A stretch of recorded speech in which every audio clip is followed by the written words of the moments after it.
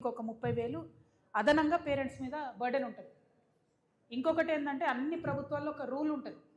1,30,000 fee అంటే every month తీసుకోవాలి fee, ప్రతి నెల తీసుకోవాలి ఫీజు. కానీ ప్రైవేట్ పాఠశాలలు ఏం చేస్తాయి, ఫోర్స్ చేస్తాయి పేరెంట్స్ని, మీరు 60% అప్ ఫ్రంట్ ఫస్ట్ కట్టేసేయండి. అంటే ఒక పేద మధ్యతరగతి ఉద్యోగికి భార్యాభర్త ఇద్దరు చేస్తే కూడా కుటుంబం వెళ్ళడం ఇబ్బందిగా ఉన్నటువంటి ఒక చిన్న కుటుంబంలో 60% ఫీజు అంటే 60,000 రూపాయలు ఒకటేసారి కట్టాలి స్కూల్ కంటే నిజంగా దేవుడు కనబడే పరిస్థితి ఉన్నది ఇలా తెలంగాణ రాష్ట్రంలో.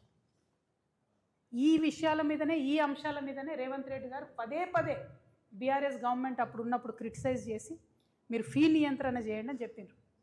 మరి ఇలా 3 సంవత్సరాలు అవుతుంది, 3 బడ్జెట్లు పెట్టుకున్నారు వీళ్ళు. మొన్న బడ్జెట్ సమావేశంలో కూడా నువ్వింత తిన్నావు అని వాళ్ళని వాళ్ళు తిట్టుకోవడం తప్పితే కనీసం పేద మధ్యతరగతి పిల్లలు ఇబ్బంది పడుతూ ఉన్నారు. మరి ఫీజు నియంత్రణ కోసం ఒక చట్టం తేవాలి అని చెప్పి ఆలోచన ఈ ప్రభుత్వానికి లేకపోవడం అనేది సిగ్గుచేటు.